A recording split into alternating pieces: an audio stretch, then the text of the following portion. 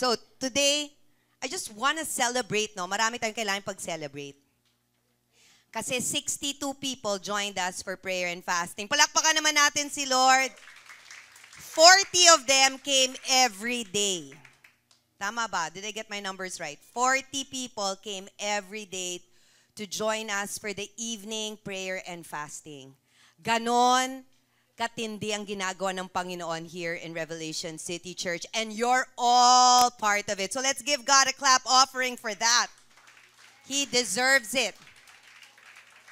Woo! We are now on our series, and the series is I'll Do It Tomorrow.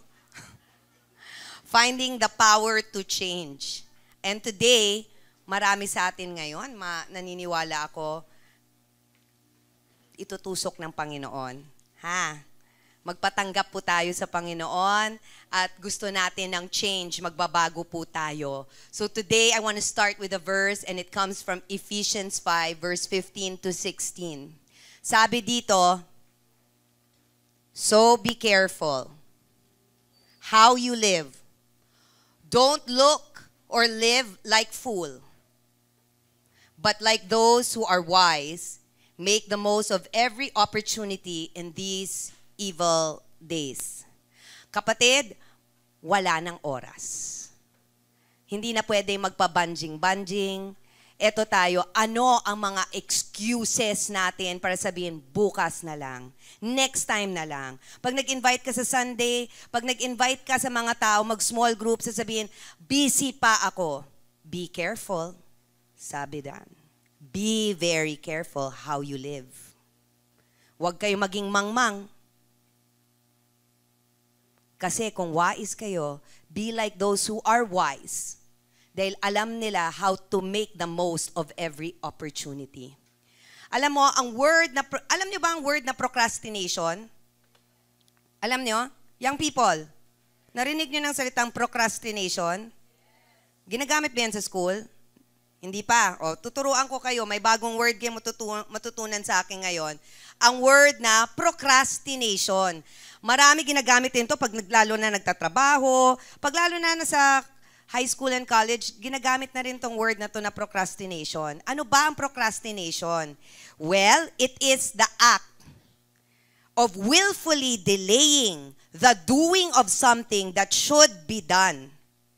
Procrastination po, it is magnanakaw ng oras.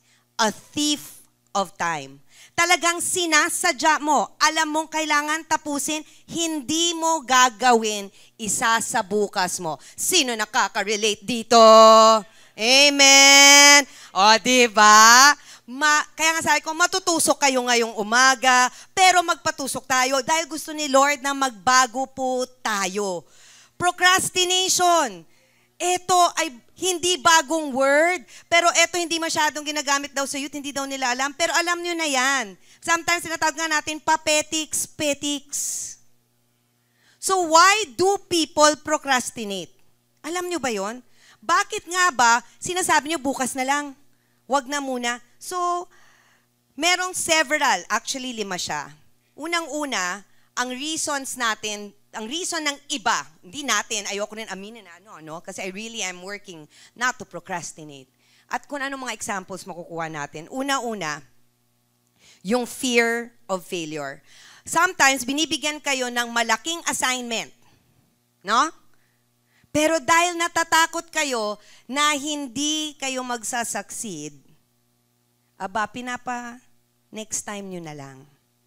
Kaya itong sinasabi dito, ito napaparalyze po kayo. Kaya ang nangyayari, marami sa inyo nagpo-procrastinate. Masyadong malaki. Wow, hindi ko kaya yan. Talaga namang kapatid, pag binigyan kayo ng assignment ni Lord, alalahanin nyo, hindi nyo kaya na kayo lang.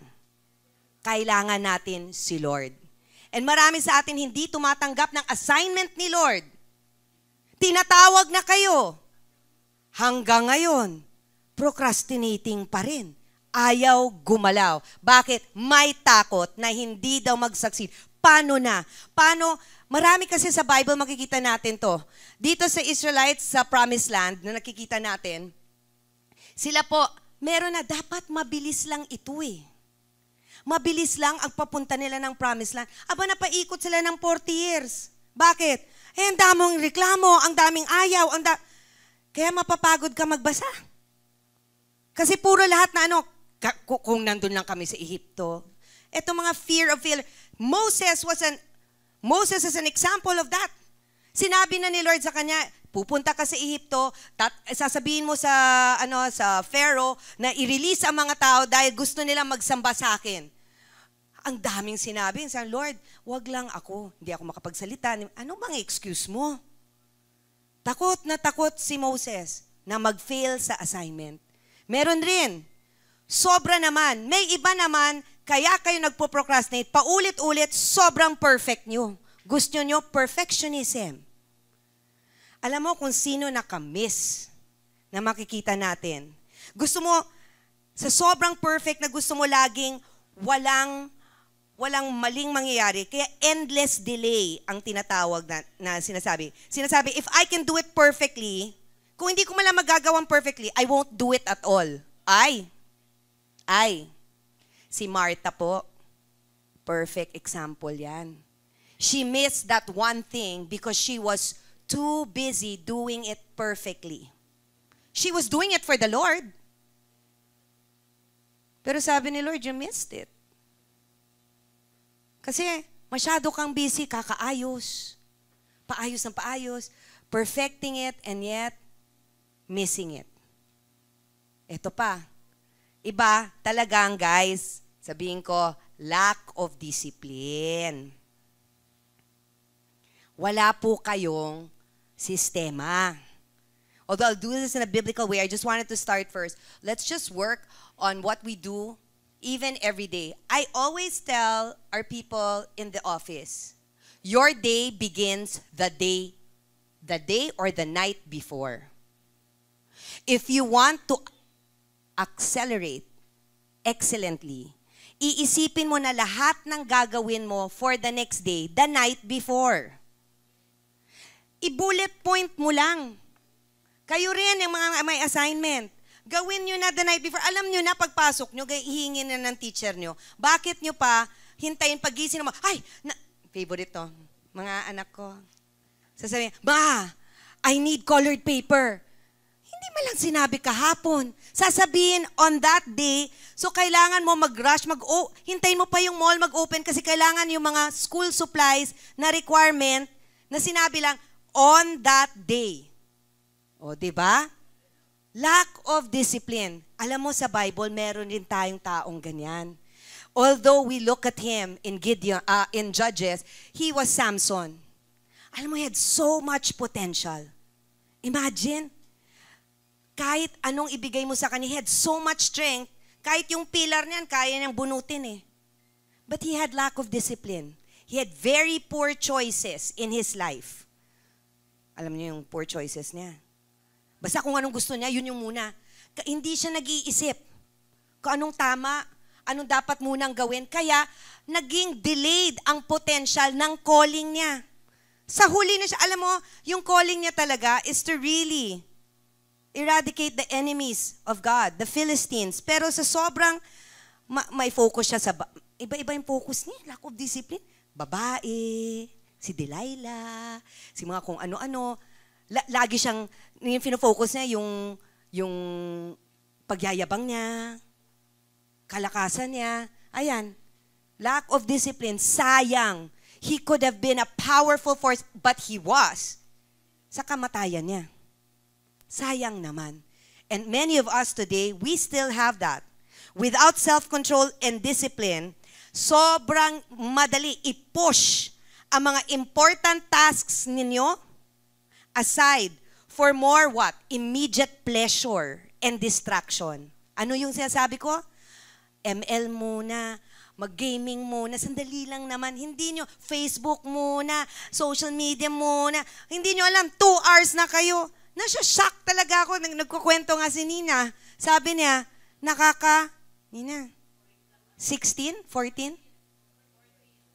16. Okay, naninigurado lang ako, hindi 16. Sabi ko talagang all your waking hours na sa ano ka na. Diba? Grabe. 14 hours, bukas ang social media ninyo. Sayang ang oras na makakagawa ka ng something more powerful when the Lord calls you. Kaya pala maraming hindi nakakagawa ng gusto ni Lord. At maraming hindi nakaka-experience ng breakthrough, hindi nakaka-experience ng miracles, hindi nakaka-experience ng presence ni God. Kasi masyadong distracted. Masyadong maraming ginagawa na hindi tinawag ni Lord. Yung iba naman, dito, overwhelmed by the task. Ayun, sinabi ko nang kay Moses. Nung sinabi sa kanya, sobrang, Lord, kung pwede lang, iba na lang ang tawagin mo. Literal. Sometimes, when it's too big, let me offer you something. Do it in bite size. Ibig sabihin, sobrang laki ng papagawa, di ba? Simulan nyo sa mga maliliit. Kasi, paano ba magsimula? Hindi nyo naman matatapos lahat yan agad eh. Pero pag nagsimula ka, kahit pa konti-konti, nababawas ang kailangang gawin. Sa atin, nakita natin, ay, ang hirap, ayoko na. Sayang. Diyan ka pa naman, na pinapalakas ni Lord. Sometimes, ang ginagawa ni Lord, binibigyan ka ng malaki para lalakihan yung capacity mo to do more. And so, sometimes, bakit hanggang dito ka lang? Kasi eto lang ang gusto mong gawin. Ayaw mo munang gawin. Yung nga mahihirap, okay yun. Pasalamat tayo sa Diyos na merong pinapagawang mahirap. Kasi, lalo kayong nasya-sharpen. Nagiging, mas marami kayong kaalaman, mas marami kayong nadidiscover na skills ninyo. So, wag niyong tanggihan. Pag nakita niyo na, wow, grabe naman, grabe yan. At tulad ng sinabi ko, yes, lalo na pag-assignment ni Lord, hindi nyo kaya yan na kayo lang. Kailangan natin si Lord. Doon magpapakita si Lord. And lastly, ito, the best. Talagang tamad lang.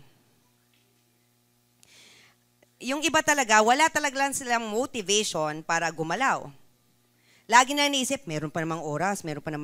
Hindi naman yan urgent. Na, pwede pa yan, bukas. Marami sa inyo, kailangan nyo na kunin, sample, pa-check up. Pwede na yan. Okay naman. Nung December, ang dami yung kinaing lechon. Tapos sasabihin nyo, January, magpa-check up ako. Kamusta? End of January na, guys. Wala pa rin, di ba? February naman, March, April. Tapos mamaya nakikita mo, nandun na kayo nakaratay. Anong nangyari? Kasi, ang tagal. Walang ginawa. May iba sa inyo, kailangan nyo kumuha ng papeles, ayusin. Ayan yung mga passport, driver's license, kung ano-ano pa dyan. Gawin nyo na. Paminsan kasi na talaga wala lang, na feeling nyo hindi siya urgent, pero sayang. Sayang ang oras, yan ang magnanakaw. Ayan. So pakisabi, pag nag-procrastinate ka, magnanakaw ka ng oras. Ayaw nyo sabihin Ayan. Sino mga magnanakaw ng oras dito? Hallelujah. Ayan.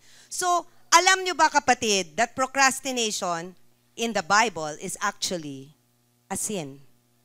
Kasalanan po ang procrastination. Alam mo kung bakit? Because it makes you miss the mark of God's best in your life. Yung dapat para sa inyo na, dahil hindi kayo gumalaw, hindi nyo natanggap.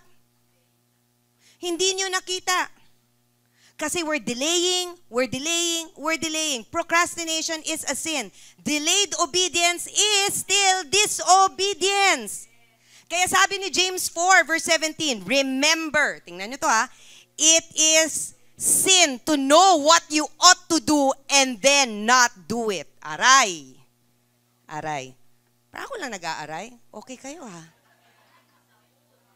Alam nyo na kailangan yung gawin, pero ayaw nyo pa rin gawin. Kasalanan po yan. Hindi akong nagsabi niyan. Si James mismo dito. 4 verse 17. Delayed obedience is still disobedience. You know, sometimes, parang Jonah lang, di ba? Paano kaya kung si Jonah, dumiretso na lang talaga ng Nineveh? Tingnan nyo yung nangyari kay Jonah. Nagpakain. Alam nyo yun? Kinain pa siya. ng isda, ng malaking isda. 3 araw para siya doon, di ba? Naghintay ng 3 araw. Nag-suffer pa siya. Hindi na po kailangan. Pero ang hilig natin magsabi, wag, ayokong gawin, hindi pwede. Ayan. So, ganito, sabi ko dati, di ba? Pili kayo, mahirap or mas mahirap? Masakit or mas masakit? Pag pinadelay nyo pa yan, mas mahirap, mas masakit. Kaya kasalanan yan. Pag may ginagawa ang Panginoon, He will call out people. Pero marami sa atin, natawag na, ayaw pang gawin. Ang sabi lang, bisitahin mo yung may sakit na yon, pag-pray mo, ba't ako, Lord? Don't worry, may papadala si Lord na iba. Pero na-miss mo ang opportunity na ma-bless. Diba? Bakit siya kasalanan? Kasi nag-waste ka ng time, kapatid. Wasted time. Sabi nga, si Nina ulit nga, actually nung nag-preach si Nina, para sa ko, mga verses ko, magka-align na kami. So teach us to number our days that we may get a heart of wisdom. Guys, you have only one life to live. Hindi po kayo, sabi nila parang pusa, 9 lives, at kung ano-ano pa mga lives na sinasabi nyo. Isa lang po ang buhay na meron kayo dito sa mundo. Gagawin nyo ba ang pinapagawa ni Lord para makita nyo yung bunga, makita nyo yung beauty, yung success? Or magpa-banjing-banjing na naman tayo? Wow. When we mismanage the time God has given us,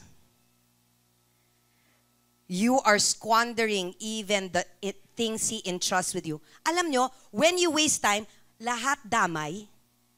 Ay, ayaw nyo maniwala? Pag ikaw nag-delay, damay-damay lahat kaya. Kaya marami akong narinig, kung ginawa lang ni Papa, kung ginawa ni Mama, di sana hindi kami nagganito. Damay-damay lahat. You gotta move. Don't waste your time. It is sin. And lastly, when you procrastinate, talaga naman, sabi daw nila, di ba, parang may dalawa ka dyang ang pag-describe nila, di ba, sa there's the good in you and there's also like, there's bad things in you. Para siyang may dalawa daw aso sa loob, or wolf ang sinasa, or basta, dalawang animal sa loob. Depende yan kung anong pinapakain nyo. O, di ba? Kung laging ang finifeed nyo, maging tamad-tamad lang kayo. Tapos, pag sinabihan kayo, nagagalit pa kayo. Kayo pang naaasar, ako na naman na nakikita, ako na lang. Ayan na naman. Hindi pwede mapagsabihan. Guys, sayang. Because when you are lazy, you will not see the fullness of what holds your future. Kaya sabi dito, take a lesson from the ants, you lazy bones. Ayan, yung mga tamad. Learn from their ways and become wise. Though they have no prince or governor or ruler to make them work, they labor hard all summer gathering food for the winter. Paano tayo aasenso? Kung ang unang hadlang ay ikaw. Maghanap na kayo ng trabaho. Hanggang ngayon, hindi pa rin kayo nagpapalabas ng mga resume, job interview, wala. Tapos lagi ka nagsasabi, wala eh. Talagang wala. Wala ka namang ginawa eh. Nakaupo ka buong araw. Diba? Lahat kayo gusto nyo taas grades, hindi naman kayo nag-aaral. Diba? Tapos nag-iiyak kayo. Iyak kayo ng iyak. Wala naman nag-put ng effort na sige nga mag-practice ako ng math ko, practice ko yung algebra ko, practice ko, i-practice hanggang ma-perfect ko. Tapos lagi natin, hindi, kasi ang lupit ng teacher na yan eh.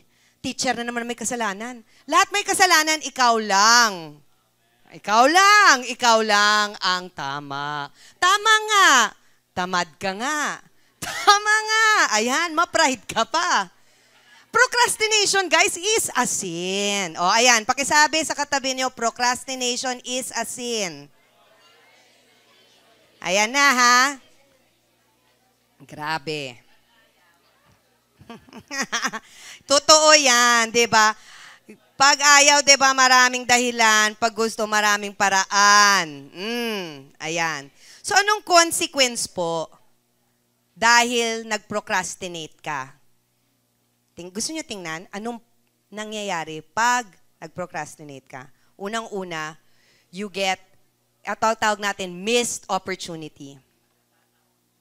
You miss divine appointments. Oops, thank you. There are blessings and breakthroughs and opportunities that come when you obey immediately. But some of us, we miss it because we are foolish. Ang perfect example dito, we are foolish kasi hindi tayo nag-act promptly. So anong missed opportunity na to? Tingnan mo to, masyado bang maliit, pero this is the parable of the 10 virgins. 5 were foolish and 5 were wise. Sabi dito, the 10 bridesmaids who took their lamps went to meet the bridegroom. 5 were foolish and 5 were wise. The 5 foolish didn't take enough oil for their lamps, but the other 5 were wise enough to take along extra. Pag kayo, marunong kayo mag-manage ng time nyo, may extra kayo. Hindi kayo laging, yung deadline, ito na, kulang sa oras. Alam mo yun, meron ka, pag kailangan may i-adjust, dahil may extra oras ka, kaya mong i-fix. Pero dahil pinoprolong mo siya, yan, wala kang dala. All the bridesmaid, eto na, natulog sila, lahat. Pero may tumawag na that the bridegroom is here. All the bridesmaids got up and prepared their lamps. Then the 5 foolish ones asked the others, please give us some of your oil because our lamps are going out. But the others replied, we don't have enough for all of us. Go to a shop. O, ito na. Gawin mo pa rin eh. Wala ako. Alam mo nang wala ka, gagawin mo pa rin, guys. Go to a shop and buy some for yourselves. But while they were gone to buy oil, the bridegroom came. Then those who were ready went in with him to the marriage feast, and the door was locked. Later, when the other 5 bridesmaids returned, they stood outside going, Lord, Lord, open the door for us. Ito yung pinakamasakit. Ayan o, yan yung sa ilalim. But he called back, believe me, I don't know you. Aray. Missed opportunity. Missed opportunity. Do not miss.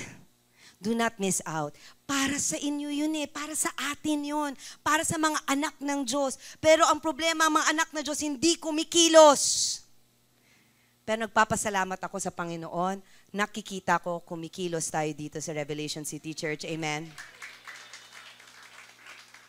Hindi na tayo nagpa-banjing-banjing. Alam nyo ba, bukas ang simbahan 6 to 8 a.m. araw-araw. Araw-araw para sa inyo. Wala kayong lugar? Anong excuse nyo hindi kayo na makapag-spend time kay Lord? Wala kasi kaming lugar dito sa bahay. Ang sikip-sikip. Halik kayo dito sa Revelation City Church. Maghanap kayo dyan ng corner kung anong gusto nyong lugar. Kausapin nyo si Lord. Wala na kayong 6 to 8. Ano sasabihin nyo? Magluluto pa ako, maglalaba. O ba, ang aga-aga, 6 a.m., nagluluto, naglalaba. Halina kayo. Punta na kayo. So that you don't miss the opportunity to hear from God. God is speaking to us. You know, the past fasting, this fasting, grabe, ang sweet-sweet ni Lord. Ang dami niyang dinownload sa akin. Strategies from heaven. Sabi ko nga, left wing, kinakwento ko nga sa sakol, sobrang left wing, hindi yan yung pinag-uusap. Sinasabi ko, ito yung issue ko, to. Tapos si Lord, iba yung binigay na solution. I was like, wow. Galing mo talaga. Ikaw lang nakakapag-isip niyan dahil hindi ko naisip yun. Ang galing ni Lord. He wants to tell us things. But if you are foolish, you will miss it. Pag ikaw nag-procrastinate, let me tell you this. You will have spiritual stagnation. Totoo yan. Bakit? Bukas na lang magbasa ng Bible. Ayoko pa muna mag-serve. Mag-sabbatical muna ako. Ayoko muna magano. Alam nyo guys, kayo ang lost dyan. You have spiritual stagnation. Ayaw mo mag-small group. By the way, we are really activating This is now. There should be no delay. You should be in a small group. Can I see the hands na may small group sila? Praise the Lord. That you're meeting them every week. Please raise hands kasi gusto makita yung hindi. Anong nangyari sa inyo? Oh, si Renan, si Tupeng. Kayo, nakikinig ba kayo sa akin? Hello? Boys? Pwede, uulitin ko parang ayoko maniwala. Kasi alam mo, sinaspot ko kayo ngayon yung walang small group. O eto, pakibukas nga ang ilaw. Nahirapan ako dito. Nagtatago kayo Procrastinate pa na naman more.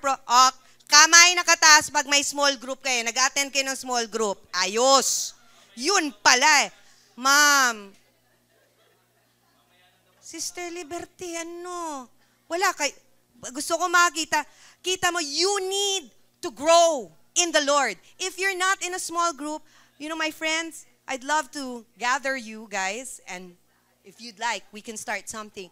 Because that's the only way you will grow. You will see God move. You won't see God move here lang in the church. You'll see God move in the everyday. When you're in a small group.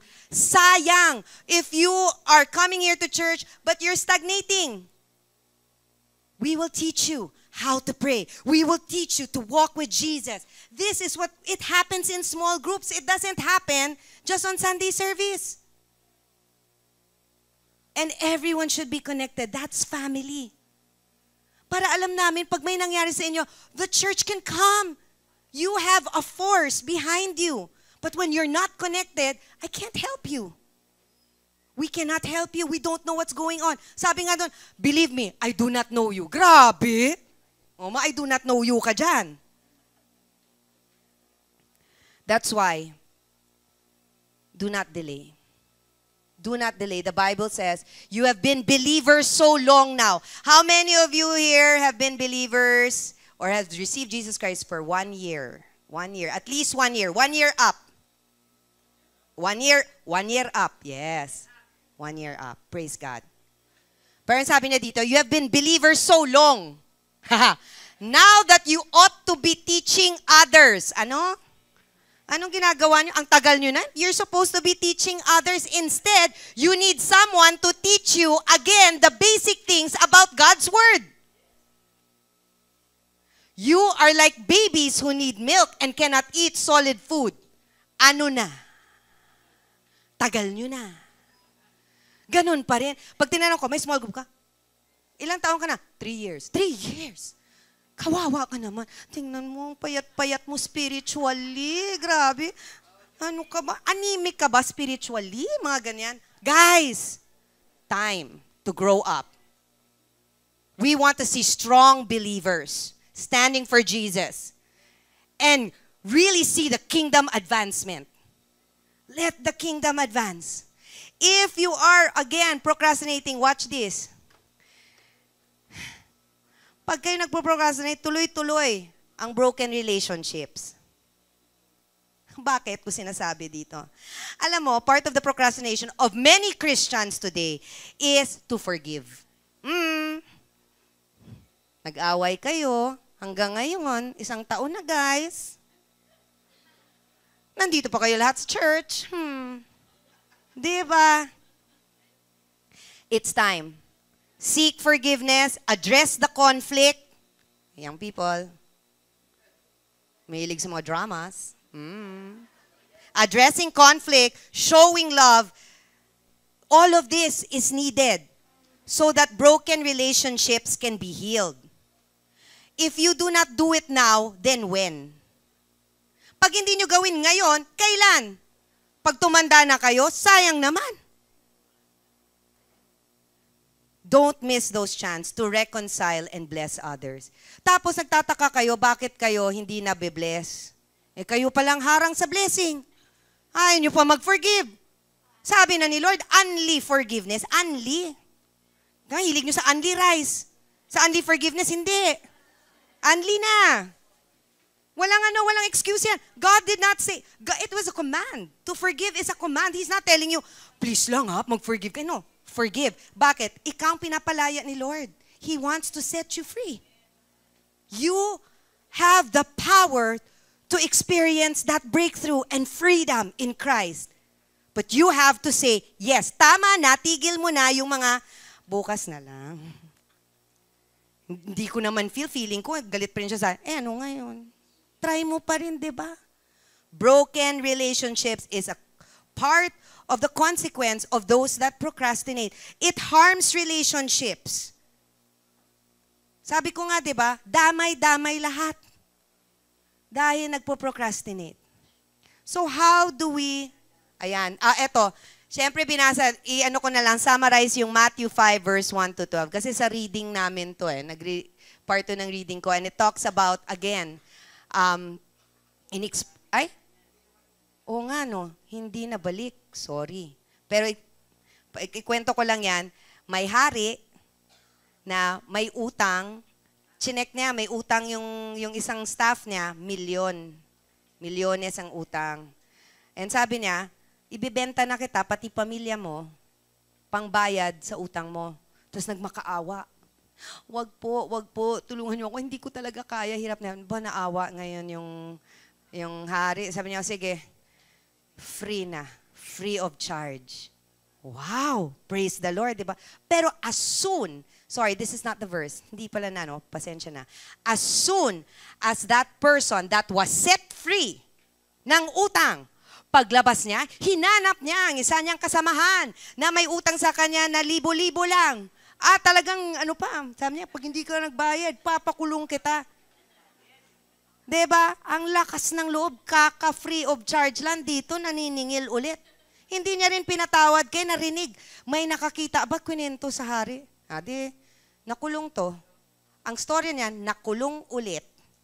At hindi siya pinalabas hanggang nabayaran niya bawat sentimo nun. Ano ang lesson dito? Para rin yan sa forgiveness. Pinatawad na po tayo ng Panginoon. Ang kapal ng mukha natin na hindi pa rin tayo nagpapatawad ng kapwa natin. Hindi talaga. Totoo. Ang lakas pa ng loob natin magsalita tayo, parang, alam mo yan, galit. Totoo, galit pa. Huwag kayong maganon, marami ako narinig na. Narinig ko na yung iba dito, nagkukwento. Ang ending niyan, guys, huwag na kayong magpadali-dali. Sasabihin ni Lord, mag-forgive pa rin kayo. Hindi nagbabago yung salita niya. Pareho pa rin. Forgive. Forgive. Amen? Amen.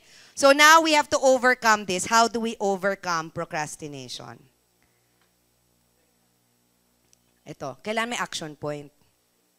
Sabi nga ni Bishop Emmy, pag walang action point, walang application, wala. Hindi kayo So, today, kapatid, I know when I'm speaking, lahat tayo nagpo-procrastinate. Di ba? Huwag kayong magpaano, ako hindi, grabe talaga. Hindi na, okay na. Tanggapin na natin. Nagpo-procrastinate tayo. Walang nakano dito, bullseye to today. Huli ka, pak, ayan, sakto sa pool, pam. Ganun talaga.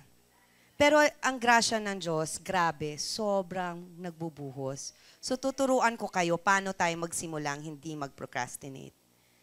Unang-una, tulad ng sinabi ko, aminin nyo na. At sabihin nyo na kasalanan yun. Huwag na kayong magpaliwanag, ang daming paliwanag, ang haba ng oras. Nagano pa kayo, inubos niyo yung oras ko kakapaliwanag nyo. Hindi naman ako pulis. Hindi naman ako diba? Parang sabihin nyo na lang. Opo, nagkasala ako. Opo, hindi ko ginawa. Nagdili-dali ako. Kasi sabi ni Lord, if we confess our sins to Him, He is faithful and just to forgive us our sins. Grabe, diba? He is faithful and just to forgive us our sins and cleanse us from all our wickedness. So it begins with making amin. Kailangan magsimula na aaminin din natin na ang delayed obedience is still disobedience. Tanggapin na po natin yan. Hindi kasi lagi natin na hindi na ako mag-excuse. I acknowledge it as sin. Number 2, then you set your priority. Why are you here? What are you doing? I pray you're here for Jesus. You know, we give rewards 2 kilos rice for members. Starting February, makomplete niyo yung buong Feb. Every end of the month, you will get 2 kilos rice. But I pray that's just the icing on the cake. You're here for Jesus. And you're here because you want to change. Hindi po to para sa perfect people. This house is for imperfect people. I'm not expecting you to be perfect. But I want to see people who want to change. Nasabihin, I will not be like this forever. I'll do it now, not tomorrow. And I pray that your priority is to seek first the kingdom of God and His righteousness. Yung righteousness is, kasi pag sinabi mong righteousness, parang masyadong, yung iba parang very taas. Pero alam mong righteousness, simple lang. Naging tama ka sa mata ng Diyos. Yun lang yun, guys. Naging tama ka sa mata ng Diyos. Yun lang yun. Yung action mo ba, tama ba yan sa mata ng Diyos? Nung sumagot ka sa kapwa mo, may inaway ka, tama ba yan sa mata ng Diyos? Seek first His kingdom and His righteousness. Tapos, sabi niya, tingnan mo lahat ng mga pinoproblema mo, ang daming kailangan gawin. All these things shall be added unto you. Napakabait ni Lord. So, anong una? Acknowledge na kasalanan talagang procrastination. Pangalawa, we have to set our priority. Pangatlo, syempre, kailangan may practical steps. Okay. Ito ang sinabi ko kanina. Nasabi ko na siya. Excite ako eh. So, sinabi ko na, pag malaki ang pinapagawa, please don't get overwhelmed agad. Break task into smaller, manageable parts and set deadlines. If you can do it today, don't do it tomorrow. Tapusin nyo na para lumiit yung mga kailangan nyong gawin. Pero do small task, manageable parts, para pakunti-kunti, nakukuha nyo na lahat. Avoid distractions. And it could be your phone. By creating a focused environment inside your workplace, even in ministry. Diba? When you're here, you're here. Some of us are here physically, pero nasa virtual world sila. Yung utak, they're all on virtual. You have to be here. When you say you're here, you're here. When you're saying you're praying, not texting, not TikTok, not Facebook, not Instagram. Grabe, diba? Sabi nga ni Jesus, His focus on His mission is, He said, my food, tingnan mo, ang pagkain ng Panginoon is to do the will of my Father who sent me. So, ito ang binigay ng Proverbs 4, verse 25 to 27. Look straight ahead and fix your eyes on what lies before you. Ibig sabihin, huwag tingin sa gilid, huwag magpa-distract, huwag mag-shopping, huwag kung ano-ano. Mark out a straight path for your feet. Stay on the safe path. Don't get sidetracked. Keep your feet from following evil. Markahan mo na. Pag nakita mo, kasi ano yan eh, parang nag-uusap kayo, Bible, mamaya chismis na. Diba? May dapat na, look straight. Ang meeting, ang gathering natin ay para kay Jesus. Hindi para kay kung sino. Diba? Kasi dinadagdag nyo as a prayer request eh. Pag-pray natin kasi ganitong ginawa niya, bakit? Solusyon ka ba sa problema? Pag hindi ka solusyon sa problema, wag mo na ikwento. Wag mo na ikwento. Take practical steps. So these are some of the practical steps. Break it into small tasks, avoid distraction, and just do it. Just do it. Gawin nyo na. Break into small tasks, manageable size, no? And set deadlines. Tapos, avoid the distraction, and then just do it. Just do it. Yung mamaya na. Just do it. Kasi pwede naman mamaya, oo naman may oras ka pa. Paano pag may pumasok pang iba? O wala na, ubus ka na. Take practical steps. Then, find people you can be accountable to. I cannot overemphasize this, the importance of having accountability partners in a small group. We want you to grow. Because as iron sharpens iron, so a friend sharpens a friend. Pag alam nila, merong may nag-check sa'yo, nag-Bible reading ka na ba? Ba't hindi ko nakita yung ano mo? Makikita mo yan. Kaya nga ang 1-year Bible reading natin, ang ganda. Kasi makikita mo kung nakabasa sila or hindi. So, pwede mo na ma-check ngayon. Anong nangyari? Busy? Dami nyo naman busy. Diba? You can be accountable too. And when you're praying for something, they can check with you. They can pray alongside with you and check, kamusta? Right? Find people you can be accountable to. And lastly, rely on God's strength. Rely on God's strength. You can't do this on your own. This is not overnight, I guess. But if you have God's strength, you can do it. For I can do everything through Christ who gives me strength. I am so blessed. To those that did the prayer and fasting, you see, you took the chance. You did not miss the opportunity. Hindi kayo nag-willing mag-stagnate. Ang spiritual growth ninyo, tingnan nyo, meron po kayong shirt, at meron po kayong Bible na ibibigay today! Hallelujah! So, wag kayo magkwento, nag-fast ako, ha? Hindi. Ito para sa mga taong dumating po dito at nag-araw-araw nandito. Okay? I-clarify ko lang. Kasi, yes, although 62 nga daw, we really ask that people come para we can come corporately. So, if that is you, congratulations! You have a shirt. And you have also a new Bible. And sa lahat sa mga nag-food fast, meron din po kayong free lunch today. Hallelujah! Na ibibigay sa inyo after the service. Diba?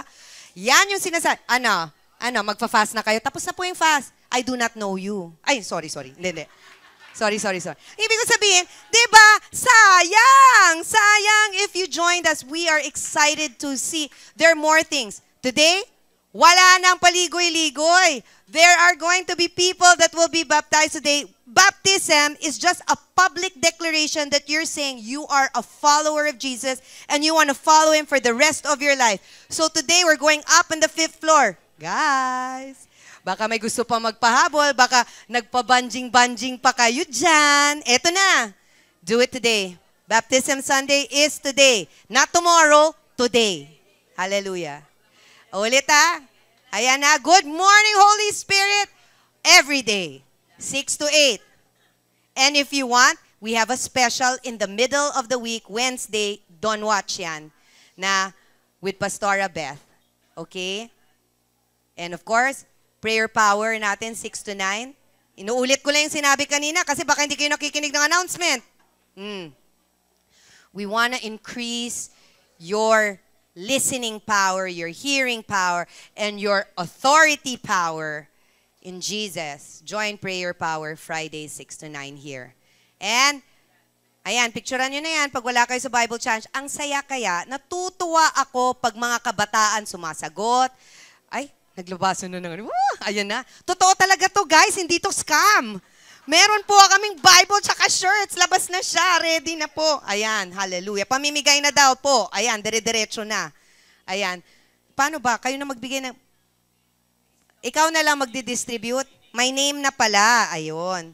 O, walang mag-aaway-aaway mamaya, ha? Honest lang po to. Ayan. Nakita ba yung shirt? Oh, sa likod. Tingnan yun, no? Oh! It's real, guys. The rice is also real. Andy rice, 2 kilos. Okay? So, ayan ha. Yan yung schedule po. Ayan na nakita natin. And of course, our 10 a.m. service. Alright. O, sabihin nyo, hindi ko alam yun. May Viber po kami. Gusto nyo maki-join? May Viber po kami, nag-a-announce po kami dyan. Para hindi nyo na magpa-pop out ng tutut. Guess what, guys? We have this activity. You can be updated. Ayan. And because you are part of our Viber group, we are raffling off 1,000 pesos monthly for those that are in the Viber group. Ayaw nyo pa rin. Okay lang. Sa mga nang gusto lang, o young people dyan, nandiyan na ba kayo sa Viber group? Siyempre, yes. Yung iba hindi, nakangiti kayo na. So, wala. Ayan o. Ayaw ko sa inyo. Procrastinate pa more. Oh, procrastinate pa more. Sige. Are you listed? We want to know who's part of our family. Kasi may mga perks that you are part of our family. Uulitin ko yan ha. You will get a membership card. You will join us in events. Some of you I can take with me in ABS-CBN Fellowship because I do the ABS-CBN Fellowship now. I want to invite you.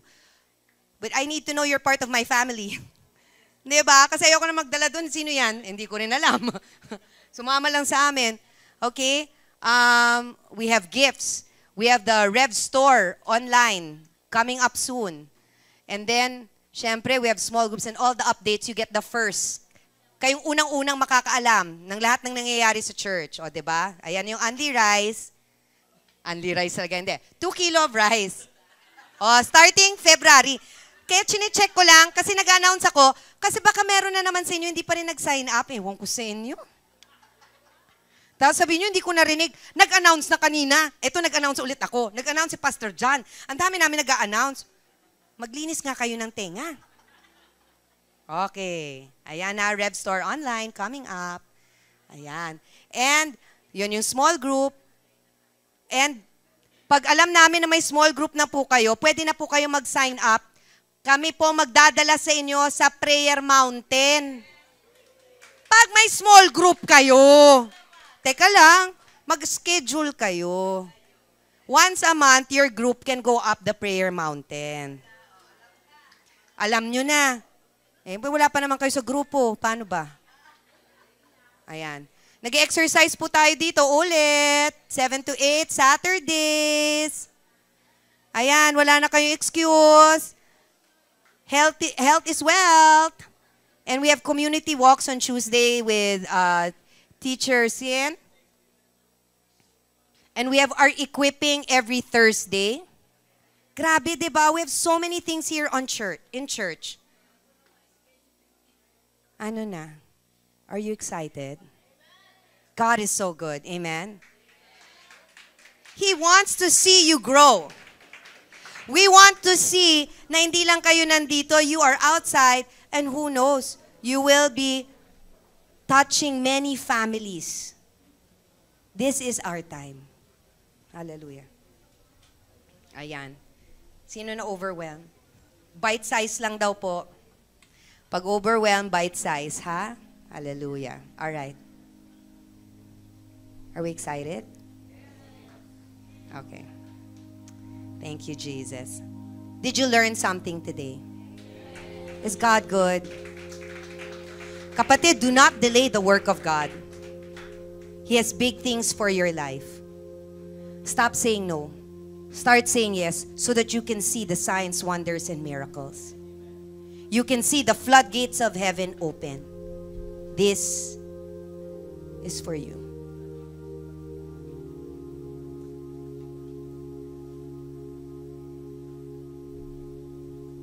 So we can just invite the worship team.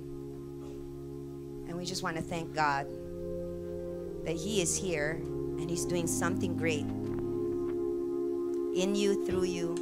Very excited. And we want to connect.